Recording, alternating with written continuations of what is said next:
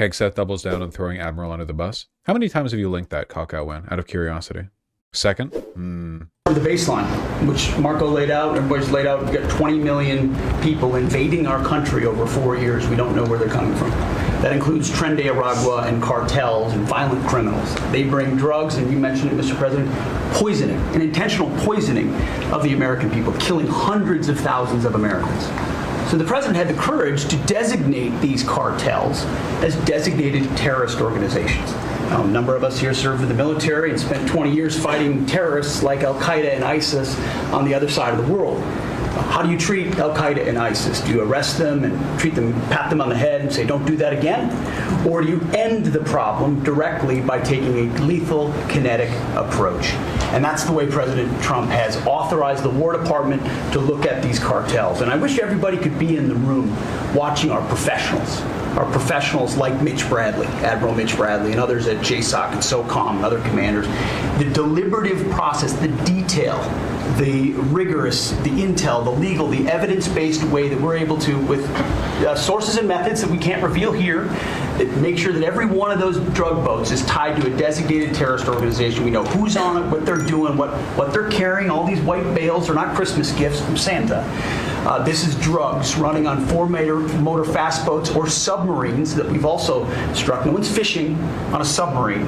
And I have empowered them to make that call. Now, the first couple of strikes, as you would, as any leader would want, you want to own that responsibility. So I said, I'm going to be the one to make the call after getting all the information and make sure it's the right strike. That was September 2nd. There's a lot of intelligence that goes into that, building that case and understanding that. A lot of people providing information.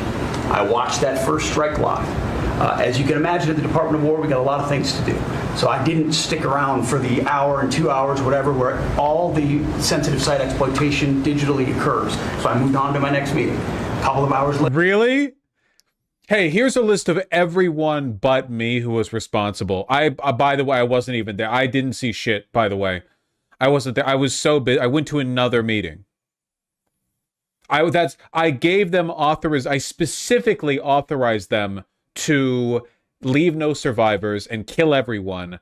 And then, because I was such a busy guy with all the other conflicts we've got going on around the world at this moment, I left and was not present when this specific guy made the call to do the war crime. Later, I learned that commander had made which he had the complete authority to do. And by the way, Admiral Bradley made the correct decision to ultimately sink the boat and eliminate the threat. He sunk the boat and eliminated the threat. And it was the right call.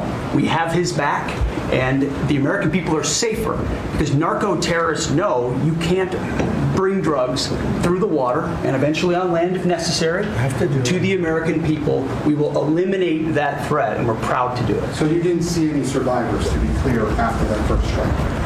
Personally. I did not personally see survivors, but I stand, because the thing was on fire. It was exploded and fire, smoke, you can't see anything, you got digital. This is called the fog of war. This is what you and the press... Yeah, man, we just did a follow-up strike for no reason. That's that's a normal thing to do. When you strike a boat and instantly disable it because it's a tiny fishing boat and we're firing fucking Navy weapons at it, you know... and we've got drone cameras, which we post all this footage on X, the Everything app, the moment. But, you know, obviously after you do the first strike, you do the second one, you know? For sure. They just said they had incredible intel. They're trying to lie to you about this when they posted the video of the strike right after it happened. Like, normally, if you were going to try to pull off this lie, you would have to support the argument that, I don't know, like, who knows what's going on out there, you know? Not, yeah, here's the live camera footage of it happening. Don't understand. You sit in your air-conditioned offices or up on Capitol Hill and you nitpick and you plant fake stories in the Washington Post about kill everybody, phrases on anonymous sources not based in anything, not based in any truth at all. And then you want to throw out really irresponsible terms about American heroes, about the judgment that they made. I wrote a whole book on this topic. because of what politicians and the press does to warfighters. President Trump has empowered commanders to do what is necessary, which is dark and difficult things in the dead of night on behalf of the American people. We support them, and we will stop the poisoning of the American people. And Mr. Secretary, on the second strike, you said it happened more than an hour after the first. Did I hear I couldn't tell you the exact amount of time. Minutes, or you had left the room? Yeah, we just authorized a second strike an hour after for no reason. We didn't know if there were survivors there. We just wanted to make sure the boat sank, you know? I already stated my answer quite clearly. It's like this. No one on God's green earth believes this. It's weak in every direction. For one, the core MAGA base wants more non-white people dead, right? So what they want is for Hegseth and Trump to say, yeah, we did it because we love killing. Yeah, kill. That's what they want, right? And that, but like, so they're not impressed with this because it comes across as kind of weak and insincere. But nobody else buys this. Absolutely nobody else, you know? Why? It's just like, why not just own it up? Like, you know, like, who the fuck's gonna prosecute you? Well, these things tend to stick, especially since we know for a fact that once the administration switches over, every single fucking guy at the Pentagon is gonna be like, boy, do I have stories to tell you. They all are acting like they're leaving in 2028. It's kind of nice, you know? Up until the middle of this year, they were acting like they were never going to leave office. And now we know why. Because they're stupid.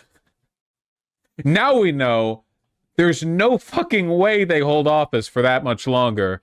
And it's just a matter of how much they can loot before they get kicked out. Whether or not the Democrats will do anything after, you know, who knows.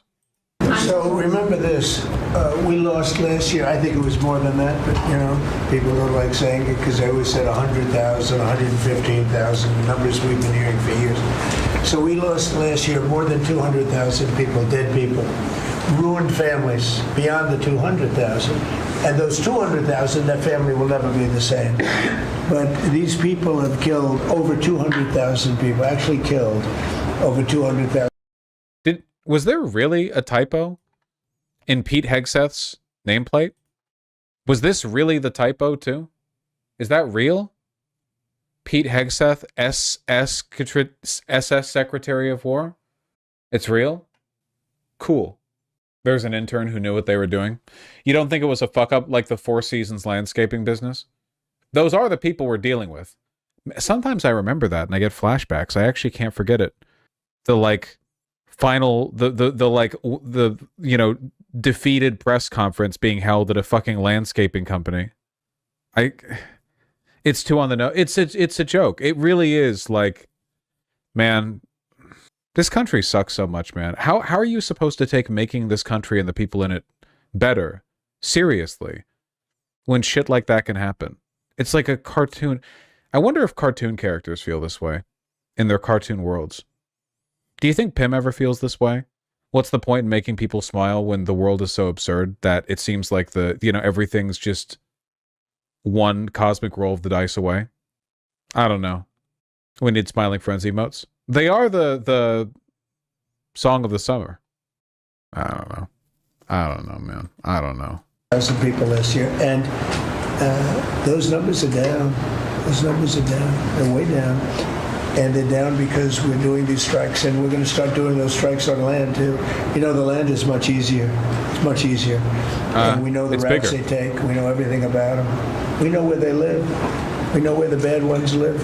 And we're going to start that very soon too. Mr. President, thank you so much. And you know what? When we start that, we're going to drive those numbers down so low.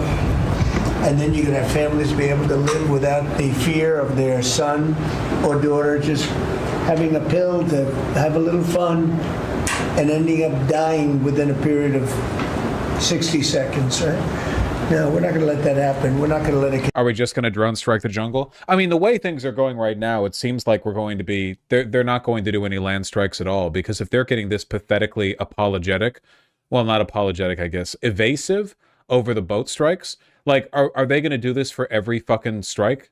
There was a tweet I saw that summed up my feelings on this, which is like the menacing of Venezuela that we're doing right now is interesting because the government has not provided a public rationale for engaging in military action, which is normally a pretty big part of engaging in military action. But what's interesting is that in this one rare case, there's also no secret, cynical reason for them to be doing it either.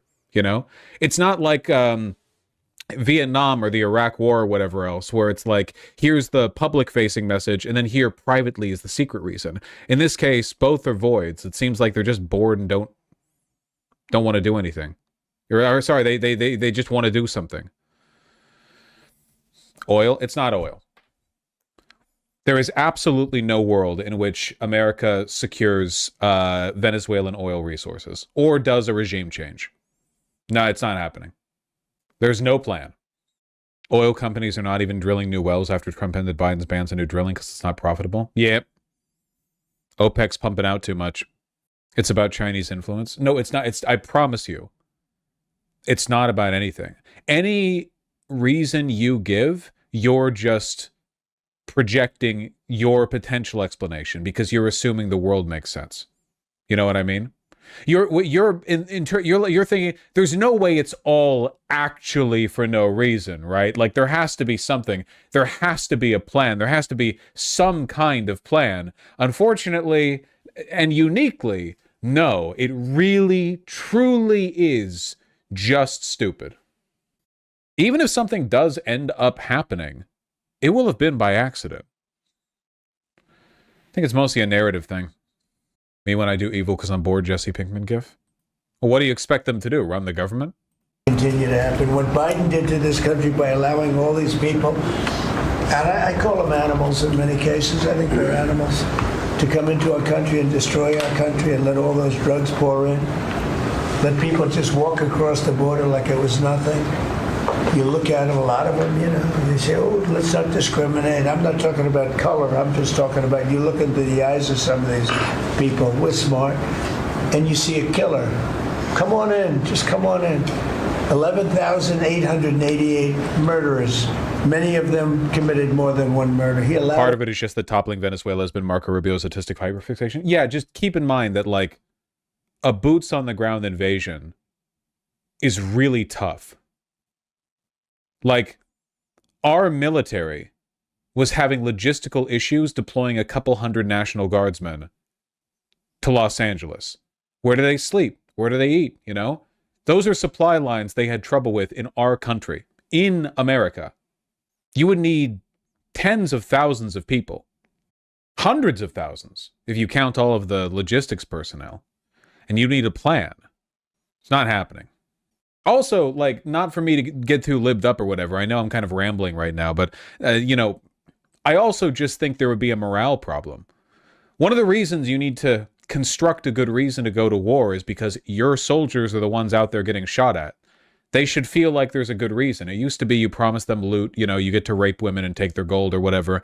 We don't do that. Well, we do, but we try not to do that as much anymore. So now, you know, everyone's getting paid a regular, you know, everyone gets their regular paycheck. You have to gun people up for political and moral reasons, and they just haven't really done the groundwork. You think right now at the Pentagon or like at West Point, they're like, you know, ginning people up to go invade Venezuela the way they did for the Middle East for a while? Like they had those like training manuals they would throw over at the brass on like you know, the danger jihadis pose both to their people and to ours. That shit ain't happening here. There's no plan, man.